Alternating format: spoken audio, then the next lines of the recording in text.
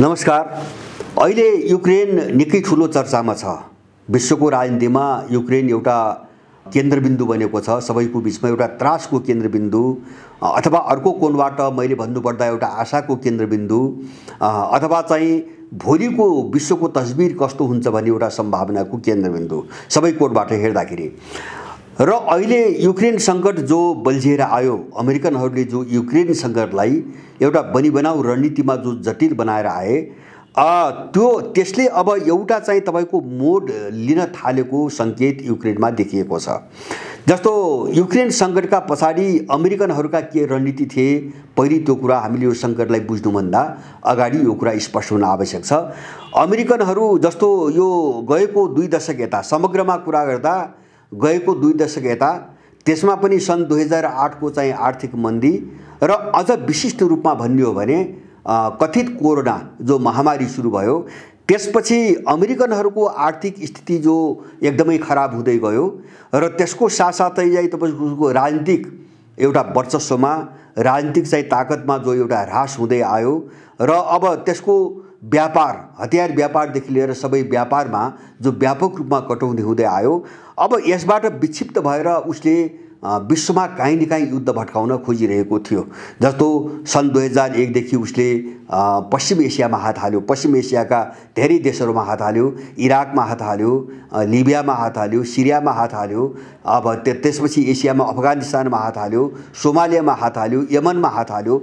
माने कहाँनिरबाट युद्ध भट्काउने भन्ने प्रयासमा अमेरिका पहिलेदेखि लागिरहेको छ, युक्रेनसम्म आइपुग्दा। अब अमेरिकनहरूको 3टा समस्यालाई हामीले राम्ररी बुझ्नुपर्छ। उनीहरू यसो किन गर्छन् विश्वभरि, किन शान्ति हुन दिँदैनन्, किन कुनै न कुनै बहानामा चाहिँ तपाईको एउटा द्वन्द्व र युद्ध भट्काउन खोजिरहन्छन्। अब पहिलो कुरो त के हो भन्छ भने अमेरिकाको अर्थतन्त्रको एउटा मुख्य भाग चाहिँ हतियार अर्थतन्त्र हो। अब अमेरिकाको मेरुदण्डको रूपमा एउटा जहाज चाहिँ उद्योग थियो हैन, बोइङको नामबाट एउटा जहाज उद्योग थियो र दोस्रो चाहिँ तपाईको हतियार उद्योग हो। अब हतियार उद्योग उसको जो एकाधिकार थियो त्यसमा धेरै ठुलो कटौती भइसकेको छ। एउटा चाहिँ प्रतिस्पर्धी देशहरू धेरै निस्किए, जस्तो हतियार निर्माता देशहरू धेरै निस्किए अहिले, जस्तो चीन अग्रपङ्क्तिमा आयो, रुस पहिलेदेखि नै थियो। अब हुँदा हुँदा अहिले चाहिँ तपाईको टर्की, इन्डिया जस्ता देशहरूले पनि आफूले बनाएका हतियारहरू बेच्न सुरु गरेका छन्। त्यसकारणले गर्दाखेरि एउटा त यो आफ्नो हतियार उद्योगमा भइरहेको कटौतीलाई कसरी जोगाउने, यसको निम्ति उसका लागि एउटै उपाय हो, युद्ध भट्काउन सकियो भने मात्रै हतियारको व्यापार तपाईको विस्तार हुन्छ, अथवा हतियारको व्यापार खोल्नको निम्ति उसलाई युद्ध अपरिहार्य रूपमा चाहिएको छ, एउटा कारण। दोस्रो कारण म के देख्छु भन्छ भने जस्तो विगत केही समय यता हैन, अब अलिकति पहिले 8-10 वर्ष यता र विशेष गरिकन तपाईको यो अफगानिस्तानको घटनापछि, जस्तो त्यहाँभित्रका आफ्ना गठबन्धन देशका कुनै पनि सदस्यहरूलाई जानकारी नदिकन मध्यरातमा जसरी अमेरिका अफगानिस्तानबाट भाग्यो, एक खालको धोका दिएर, जस्तो जर्मनी, फ्रान्स लगायतका देशहरूलाई एक खालको धोका दिएर आफू मात्रै बस्ने हिसाबले जो भाग्यो, त्यसपछि युरोप र अमेरिकाको बीचको जो अविश्वास हो, विकास हुँदै आएको, त्यो चाहिँ चरम चुलीमा पुग्यो र युरोपियनहरू तर्से। युरोपियन तर्सेपछि अमेरिकाको सहारा नलिकन अथवा उसलाई अगाडि नराखिकन आफ्नो चाहिँ विश्व स्तरको एउटा भूमिका कसरी चाहिँ तपाईको स्थापित गर्ने भन्ने बाटोमा गए। त्यसको निम्ति उनीहरूले केही सङ्केतहरू देखाए, जस्तो चीनसँग लड्ने मामिलामा उनीहरूले अमेरिकासँग आफ्नो मतभेद देखाए। जस्तो चीनलाई घेर्ने, नाकाबन्दी लगाउने, कमजोर बनाउने कुरामा त उनको सहमति भयो, तर चीनसँग मतभेद छ भन्ने बहानामा जस्तो ताइवान जस्ता इस्युहरूलाई लिएर चीनसँग लड्ने मुद्दामा चाहिँ बाँकी युरोपियन देशहरू चाहिँ असहमति जनाए। युक्रेनमा पनि त्यही भयो। युक्रेनमा पनि अमेरिकाले जसरी रुस र युक्रेनलाई भिडाएर वातावरण बिथोल्न खोजिरहेको छ, यसलाई कसरी रोक्ने भनेर युरोपियन लागेका छन्। किन युरोपियन देशहरू अगाडिका 2वटा विश्वयुद्ध मात्रै होइन र विभिन्न घटनाक्रमहरू पनि अमेरिकाको नियत राम्रोसँग बुझेका, पटक पटक उसको शिकार भएका देशहरू छन्। जस्तो जर्मनी, फ्रान्स लगायतका देशहरू अमेरिकाको शिकार भइसकेका देशहरू हुन्। त्यसकारणले युरोप माथिको नियन्त्रण जो खुकुलो हुँदै गयो, त्यसलाई कसरी फेरि कस्ने भन्ने चाहिँ अमेरिकाको दोस्रो रणनीति। अब यो रणनीतिमा अमेरिका त्यसबेला मात्रै सफल हुन सम्भव छ जब युक्रेन र रुसको बीचमा युद्ध भड्किन्छ र त्यसमा सिङ्गो युरोप मुछिन्छ अथवा पश्चिमी युरोप पनि मुछिन्छ। अब किन युरोपियन पनि युक्रेन पनि युरोपियन देश हो र युक्रेन चाहिँ रुससँग युद्धमा मुछियो भने त्यसमा पश्चिमी युरोप पनि सामेल हुनुपर्छ। त्यसले रुस र सिङ्गो पश्चिमी युरोपका बीचमा एउटा युद्धको अवस्था ल्याउँछ र यो युद्धमा जो पश्चिम युरोपमाथि खतरा बढ्छ, रुसको जो खतरा बढ्छ, त्यसबाट बच्नको निम्ति युरोपियनहरू मेरो शरणमा आउँछन् भन्ने चाहिँ अमेरिकनहरूको रणनीति छ। रुससँग जोगिन वा उसँग लड्न वा उसमाथि विजय प्राप्त गर्नको निम्ति युरोपियन देशहरू मेरो शरणमा आउनुपर्छ र बीचमा जो खुकुलो हुँदै गएको छ अमेरिकाको पकड, त्यसलाई सुदृढ गर्ने एउटा वातावरण बन्छ भन्ने अमेरिकनहरूको दोस्रो रणनीति। त्यो रणनीतिको कोणबाट पनि उसले युद्धमा चाहिँ युक्रेनमा युद्ध भड्काउन खोजिरहेको थियो। र तेस्रो चाहिँ अमेरिकाको समस्या के हो भन्छ भने यो अहिले रुस र जर्मनीका बीचमा जो प्राकृतिक ग्यास आपूर्ति गर्ने जो पाइपलाइन बनेको छ, जसलाई नर्ड स्ट्रिम 2 तपाईको प्रोजेक्ट भनेर भनिन्छ, अब त्यो चाहिँ तपाईको जर्मनीसम्म पुग्यो र जर्मन भएर चाहिँ सबै युरोपियन देशहरूमा रुसी ग्यास जान थाल्यो भने त्यसले चाहिँ 2-3टा घातक नतिजा निकाल्ने भयो अमेरिकनहरूको निम्ति। पहिलो कुरो त पश्चिमी युरोप रुसप्रति निर्भर हुने भयो। यो अमेरिकाले खुलेआम भन्दै आएको छ। रुसी निर्भरता एकदम बढ्ने भयो, युरोपमा रुसी निर्भरता बढ्ने भयो, एउटा कुरा। दोस्रो कुरो रुसको आर्थिक स्थिति सुदृढ हुने भयो। ग्यासको आपूर्तिबाट अथवा ग्यासको व्यापारबाट रुसको स्थिति चाहिँ सुदृढ हुने भयो र अमेरिकाको एउटा जो मुख्य प्रतिद्वन्दी मध्येको हो त्यो देश चाहिँ साह्रै बलियो भएर जानुभयो। यसलाई कसरी रोक्ने? एउटा त पश्चिमी युरोप र रुसको सम्बन्धलाई कसरी छिन्नभिन्न पार्ने, त्यसका लागि त्यो ग्यासको जो सम्झौता छ पाइपलाइनको, त्यसलाई तोड्नको निम्ति युद्ध जरुरी छ। त्यसले मात्रै रुस र पश्चिम युरोपको बीचको सम्बन्ध विच्छेद गर्न सक्छ। र त्यसैसँग जोडिएको अर्को रणनीति के हो भन्छ भने त्यसो भएको खण्डमा अमेरिकाले आफ्नो ग्यास निर्यात गर्न पाउँछ युरोपमा र त्यसको निम्ति उसले विकल्प रुसलाई रोक्नको निम्ति कहिले कतारमा गएको छ ग्यास खोज्नको निम्ति, कहिले जापान पुगेको छ, कहिले चाहिँ तपाईको अफ्रिकी मुलुकहरुमा पुगेको छ र म चाहिँ ग्यासको व्यवस्था गर्छु, युरोपसँगको सम्झौता रद्द गर भनेर जर्मनीलाई उसले धेरै लामो समयदेखि दबाब दिँदै आएको छ। तर युरोप यो गर्ने पक्षमा जाँदैन। किन जाँदैन भन्छ भने रुसबाट जुन ग्यास उनीहरूले ल्याउँदैछन् त्यसको तुलनामा अमेरिकाले आपूर्ति गरेछ भने पनि त्यो ग्यास धेरै महँगो पर्दछ। 1.5 गुणा अथवा झन्डै चाहिँ 2 गुणा नै बढी चाहिँ तपाईको महँगो पर्ने भावनाले युरोप त्यसको पक्षमा छैन। अब यो तीनटा रणनीतिको कारणले उसले युक्रेनलाई गिजोल्न खोज्यो, उक्सायो र अब त्यो युद्धको वातावरण सिर्जना गर्नको निम्ति ऊ कहाँसम्म आइपुग्यो भन्छ भने अब आफ्ना मान्छेहरू युरोपबाट निकाल्ने, एउटा सनसनी फैलाउने। अब रुसले आक्रमण गर्दैछ, अब अहिले गर्छ, भोलि गर्छ, पर्सि गर्छ, राति गर्छ, बिहान गर्छ, सारा आफ्ना मान्छे निकाल्यो, दूतावासका सबै कर्मचारीहरू निकाल्यो, सूचना जारी गर्यो युरोपबाट सबै युक्रेनबाट सबै निस्क, युक्रेनमा कोही पनि नजाऊ, कुनै पनि बेला हमला गर्दैछ भन्दै उसले फरवरी 16 तारिक आजकै दिन रुसले चाहिँ युक्रेनमाथि आक्रमण गर्ने भविष्यवाणी पनि गर्यो। माने यो खेल किन खेलिरहेको थियो यस्तो सनसनी अमेरिका भन्छ भने माने युक्रेनलाई उत्तेजित बनाएर रुससँग भिडाउने हैन, रुसले आक्रमण गरेन भने पनि युक्रेनलाई आक्रमण गर्न लगाउने। त्यसको निम्ति उसले धेरै हतियार आपूर्ति गर्यो। बेलायत र चाहिँ तपाईको अमेरिकाले युक्रेन भित्र धेरै चाहिँ हतियारहरू आपूर्ति गरे। अनि यो अतिरञ्जना यो चाहिँ तपाईको हुँदै नभएको जो एउटा उत्तेजना फैलाउन अमेरिकाले खोज्यो, त्यसपछि चाहिँ युरोपियनहरू अमेरिकासँग झनी झस्कन थाले अनि युक्रेनले खण्डन गर्यो। युक्रेनले के भन्यो भन्छ भने अमेरिकाले अतिरञ्जित हिसाबले चाहिँ एउटा ठुलो चाहिँ आतंक फैलाइरहेको छ, यसको हामी भर्त्सना गर्छौं भन्दै युक्रेनले विरोध नै गर्यो। र त्यसपछि अमेरिकाको नियत बुझेर युरोपका कतिपय देशहरू आफै सक्रिय भए। जस्तो फ्रान्स, जर्मनी र पोल्यान्डको बीचमा एउटा सहमति भयो, रुससँग हामी आफै वार्ता गर्ने भन्ने उनको सहमति पनि भयो। त्यो अनुसार फ्रान्सका राष्ट्रपति मस्को गए र हिजो मात्रै जर्मन चान्सलर पनि मस्कोमै थिए। उनीहरूले वार्ताको पहल आफ्नै हातमा लिए र यो के को संकेत हो भन्छ भने अब युक्रेन मामिलालाई लिएर रुससँग चाहिँ पश्चिमी युरोप सक्रिय हुँदै गएको चाहिँ तपाईँको एउटा दृश्य देखियो र मलाई लाग्छ यसभित्र रुसको पनि चालबाजी थियो हैन, पुटिनको पनि चालबाजी थियो। पुटिनले के गरे भन्छ भने अमेरिकाले जसरी उक्साहटपूर्ण चाहिँ अभिव्यक्ति दिइरहेको छ त्यसका विपरीत, जस्तो 16 फरवरीमा अब आक्रमण गर्छ भन्ने उसले भविष्यवाणी गर्यो, त्यसको विपरीत 16 फरवरीकै दिनदेखि रुसले युक्रेनको नजिक लगेका, सिमानाको नजिक लगेका आफ्ना धेरै सेना र हतियारहरू फिर्ता गर्न हिजोदेखि सुरु गरेको छ। हिजो रातिदेखि त्यो फिर्ता गर्न सुरु गरेको छ। सबै होइन, केही चाहिँ तपाईँको अंशमा आफ्ना सेना र हतियारहरू फिर्ता गर्न खोजेको छ। र अब उसले के भन्यो, पुटिनले के भने जर्मन चान्सलरसँगको भेटमा भने हामी युरोपमा अर्को युद्ध चाहन्नौ भनी उनी बोले। उनले युरोप भन्ने शब्द प्रयोग गरेका छन् र उनको चाहिँ तपाईँको अव्यक्त सङ्केत के छ भन्छ भने हामी लड्न खोजेको अमेरिकासँग हो, युरोपभित्र हामीले युद्ध चाहेको होइन, हामी युक्रेनमाथि आक्रमण गर्दैनौँ, खालि युक्रेनलाई हतियार बनाएर अमेरिकाले जे गर्न खोजिरहेको छ हामीले त्यसको सामना गर्न मात्रै खोजेका हौँ भन्ने कुरा पुटिनले पनि स्पष्ट रूपमा भने। र हिजोको दिनसम्म आउँदाखेरि परिस्थिति एकदमै उल्टिएको देखिँदैछ।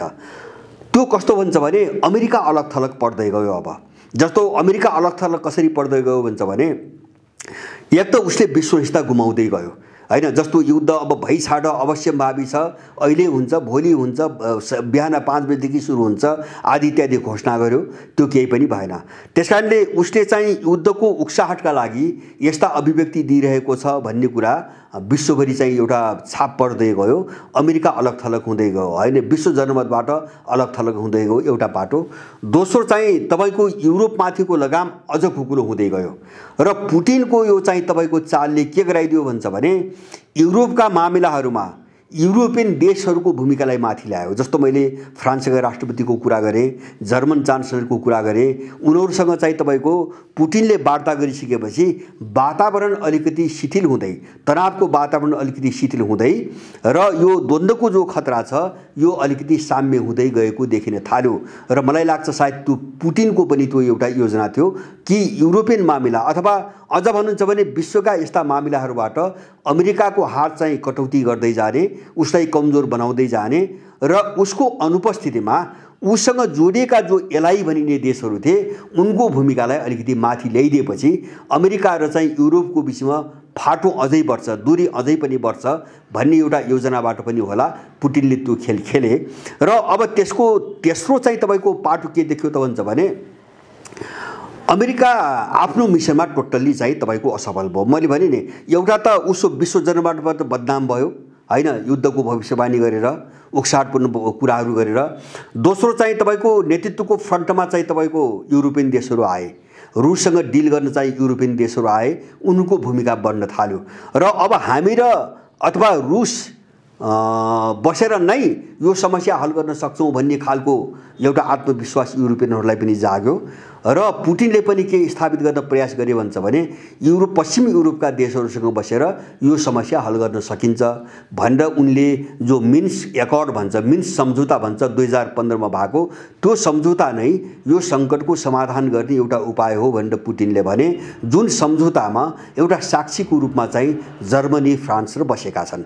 जर्मनी, फ्रान्स, युक्रेन र चाहिँ तपाईँको रुस बसेर चाहिँ गरेको सम्झौता थियो त्यो मिन्स्क सम्झौता। र यहीसँग जोडिएको पुटिनको अर्को सफलता मैले के देख्छु त भन्छ भने उनले युक्रेनमाथिको आफ्नो लगामलाई पनि जीवित राखे एउटा निर्णयबाट। त्यो कुन निर्णयबाट भन्छ भने युक्रेन, पूर्वी युक्रेनको जो डोनबास भन्ने क्षेत्र छ र जुन क्षेत्रभित्र दुईटा राज्य छन् अहिले, एउटा डोनेस्क भन्ने राज्य छ, एउटा लुगान्स्क भन्ने राज्य छ।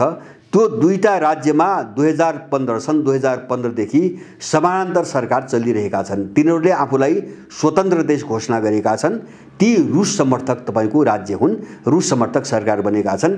ती सरकारलाई रुसले एउटा सार्वभौम राष्ट्रको निम्ति स्वतन्त्र देश हुन् भनेर मान्यता दिनुपर्छ भनेर हिजो मात्रै रुसको तल्लो सदन डुमाले बहुमतबाट त्यो प्रस्ताव पारित गरेको छ। प्रस्ताव चाहिँ त्यहाँको कम्युनिस्ट पार्टीले संसदमा पेश गरेको थियो।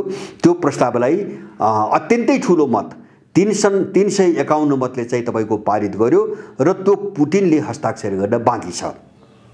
र अब पुटिनको अभिव्यक्ति के आयो भन्छ भने डुमाको त्यो पारित गरेको जो प्रस्ताव हो त्यो प्रस्तावलाई कार्यान्वयन के अरे चाहिँ हस्ताक्षर गर्ने कि नगर्ने भन्ने कुरा अब युक्रेन यो सङ्कटलाई समाधान गर्न इच्छुक छ कि छैन भन्ने कुरामा निर्भर गर्छ भन्ने चाहिँ रुसको प्रतिक्रिया आएको छ। यसको मतलब के हो भन्छ भने रुस गलत दिशातिर गयो अथवा अमेरिकन रणनीतितिर गयो भने ती दुईटा राज्यलाई रुसले मान्यता दिने पुटिनको हस्ताक्षर हुन्छ र त्यसो भयो भने त्यसको परिणाम एउटै के हो भन्छ भने ती दुईटा राज्यमा जनमत सङ्ग्रह हुन्छ र क्रिमिया जस्तै उनीहरूले रुसमा विलय गर्ने निर्णय गर्छन्। त्यो एउटा चाहिँ तपाईको के अरे चाहिँ बल्छी चाहिँ तपाईको लगाएर चाहिँ तपाईको रुस बस्यो। संसदबाट त्यो पारित गरेर युक्रेनले न्यू खोजेको खण्डमा अथवा अमेरिकन गोटी बन्न खोजेको खण्डमा ती दुईटा राज्यलाई रुसमा गाभ्ने एउटा पूर्वाधार तयार पारेर पनि बस्यो र अहिले तत्कालै युद्धबाट जोगिन अथवा युद्ध भड्किन नदिनको निम्ति जर्मनी र फ्रान्ससँग वार्ता गरेर अलिकति आफू पछाडि हटेको सङ्केत पनि दियो र त्यसले अमेरिकालाई अलग थलग पनि पार्यो र यसको परिणाम के निष्कर्ष के हो भन्छ भने बिस्तारै बिस्तारै अमेरिका विश्वको चाहिँ भूराजनीतिबाट एकदमै अलग र एक्लो हुँदै गएको छ। यो मात्रै होइन, मैले सरसर्ती हेर्छु अमेरिका कति कमजोर भइसकेको छ। जस्तो यो विषय हाम्रो निम्ति किन महत्त्वपूर्ण छ भन्छ भने हामी यहाँ त्यही अमेरिकनको एउटा जो एम्बुस जो धराप छ नि, एमसिसी नामको जो धराप छ, यो धरापलाई हामीले कसरी बुझ्ने, यसको प्रक्रिया कसरी अगाडि बढ्ला भन्ने कुरालाई बुझ्नको निम्ति पनि यी विश्वका घटनाले धेरै हामीलाई सहयोग गर्छन्। र मैले सन् 2008मा जब तपाईको अमेरिकाले जर्जियालाई उकासेर जो सोभियत सङ्घबाट अलगिएको एउटा राज्य थियो त्यसलाई उकासेर रुससँग युद्ध गरायो सन् 2008मा। त्यसमा अमेरिका असफल भयो। त्यहाँदेखि लिएर थुप्रै घटनाहरू घटे विश्वमा। अमेरिकाले धेरै खेल खेल्यो, काहीँ न काहीँ युद्ध भट्काउनको निम्ति उसले धेरै खेल खेल्यो। जस्तै एउटा उदाहरण भेनेजुएलामा जो अहिले मदुरो राष्ट्रपति छन् उनलाई सडकबाट अवदस्त गरेको घोषणा गर्न लगाएर त्यहाँको सभामुखलाई सडकबाटै राष्ट्रपति घोषणा गर्न पनि लगायो। त्यसमा ऊ असफल भयो। परमाणु चाहिँ के अरे एउटा सम्झौताको जो इरानसँगको जो एउटा सम्झौता छ अब त्यसलाई भट्काउन खोज्यो ट्रम्पको पालामा। त्यो सम्झौताबाट चाहिँ अमेरिका बाहिर निस्क्यो, त्यो अहिलेसम्म सुल्झेको छैन, त्यहाँ असफल भयो। त्यहाँबाट निस्कनुको एउटै कारण के थियो भन्छ भने इरानमाथि आक्रमण गर्ने वातावरण बनाउने, होइन, इरानमाथि हमला गर्ने वातावरण बनाउने। त्यसको निम्ति इजरायललाई धेरै प्रयोग गर्न खोज्यो, उकास्यो, त्यसमा असफल भयो। अनि त्यसपछि हामीले चाहिँ जस्तो सिरियामा पनि त्यो असफलै भएको हो। झन्डै 90% भूभाग कब्जा गरेको सुरुको समयमा अमेरिका, अहिले सिरियाको 2% भूभागमा सीमित भएर बसेको छ। इराकमा त्यो टोटल्ली असफल भयो। आफ्ना केही तालिम दिन भनी राखिएका सेना बाहेक उसले आफ्ना सम्पूर्ण फौजहरू त्यहाँबाट निकाल्नु पर्यो र अहिले चाहिँ दिनहुँ अमेरिकन दूतावास र अमेरिकाको सेनाको निकट दिनहुँ मिसाइल आक्रमण भइरहेको छ इराक भित्रैबाट। अहिले इराक भित्रैबाट त्यहाँ प्रतिरोध सुरु भयो। लिबियामा पनि उसको त्यही हालत छ। अफगानिस्तानबाट ऊ हार्यो। ताइवानमा एउटा चाहिँ विद्रोह भड्काएर ताइवानलाई के अरे ताइवान भन्छु हङकङमा विद्रोह भड्काएर हङकङलाई अलग गर्नुको निम्ति गएको 1 वर्ष अगाडि हामीले धेरै समाचार हेऱ्यौँ, धेरै सुन्यौँ, धेरै ठुलो चाहिँ तपाईँको उथलपुथल ल्याउनु कोसिस गर्यो, त्यहाँ ऊ असफल भयो। सिन्जियानमा त्यही खेल खेल्यो, त्यहाँ असफल भयो। र ताइवानमा त्यस्तै गर्यो, त्यहाँ सफल भइरहेको छैन। युक्रेनमा जो गर्यो त्यहाँ सफल भइरहेको छैन। मैले भन्न खोजेको सन् 2008 यता अमेरिकाले विश्वका जुन ठाउँमा हात हाल्यो, होइन, अफ्रिकादेखि एसियासम्म अथवा युरोपभित्रै पनि जति ठाउँमा हात हाल्यो कुनै पनि ठाउँमा त्यो सफल भएन। बरु उल्टो नतिजा के निस्क्यो त भन्छ भने जस्तो निकारागुआ, उसको मुख्यमा रहेको निकारागुआ चीनको नजिकमा पुग्यो। चीनसँग चाहिँ ताइवानको दूतावास बन्द गरेर अब ताइवान चीनको अङ्ग हो भन्ने मान्यता दिएर अहिले नयाँ निर्वाचित राष्ट्रपति आएपछि चीनसँग नजिक भयो। होन्डुरस चीनसँग नजिक भयो, अमेरिकाको मुख्यमा छ, मध्य अमेरिकी देश हो। त्यो मात्रै होइन, अहिले दक्षिण अमेरिकामा अर्जेन्टिना जुन महादेश सधैँभरि अमेरिकाको एउटा उपनिवेश जस्तो अघोषित उपनिवेश जस्तो थियो, त्यहाँ चाहिँ तपाईँको भेनेजुएला पछि अहिले अर्जेन्टिना ठ्याक्कै चिनिया पक्षमा चाहिँ चीनतिर ढल्केर उसले BRI मा एउटा सम्झौता गर्यो र अब त्यस बाबत चीनले जो चाहिँ अर्जेन्टिनाको भूभाग खोसेको छ फकल्यान्ड भन्ने, जहाँ नेपालीहरू पनि सन् 1982 मा लडेका थिए। फकल्यान्ड टापुको लडाईँ प्रसिद्ध चाहिँ एउटा लडाईँ हो। त्यो फकल्यान्डमाथि अर्जेन्टिनाले पुरै दाबी गर्यो र अहिले दक्षिण अमेरिका एक खालको युरो अमेरिकी जो ब्लक हो त्यसको विरुद्धमा चाहिँ दक्षिण अमेरिका तीव्र रूपमा अगाडि बढिरहेको छ। माने यो जो ह्रास र स्खलन हो नि अमेरिकाको, अब यो सबै घटनाक्रमले विगत झनै तपाईको 12-13 वर्षको चाहिँ यो सबै घटनाक्रमले अमेरिका उँभो नलाग्ने, अब यसको हात माथि नपर्ने, विश्वको राजनीतिबाट यो तपशीलको शक्ति अथवा सहायक शक्तिमा रूपान्तरण हुने सम्भावना एकदम प्रबल छ। र मलाई के लाग्छ भन्छ भने यो पछिल्लो जो युक्रेन घटना भयो यो घटनामा अमेरिकाको पराजय भइसकेको छ। अब यसको प्रभाव देखिन बाँकी छ। यसको असर विश्वमा के पर्छ भने त्यसको प्रभाव देखिन बाँकी छ। अमेरिकाले हार्यो र मलाई लाग्छ MCC पनि उसको जो पतनको जो टेन्डेन्सी छ, जो प्रवृत्ति छ त्यसकै शिकार हुन्छ। नेपालमा पनि MCC त्यसकै शिकार हुन्छ। नेपालमा MCC अगाडि बढ्ने अथवा उसले जो मिसन बनाएको छ, जुन लक्ष्य किटान गरेको छ त्यहाँसम्म अमेरिका पुग्न सक्ने सम्भावना मैले केही पनि देख्दैन। युरोपबाट हामीले यो पाठ सिक्नुपर्छ र अमेरिकालाई हामीले जे बुझिरहेका छौँ बाहिर जो एउटा बाघको रूपमा बुझिरहेका छौँ, यथार्थ त्यस्तो छैन। ऊ एउटा कागजी बाघको रूपमा परिणत भइसकेको छ।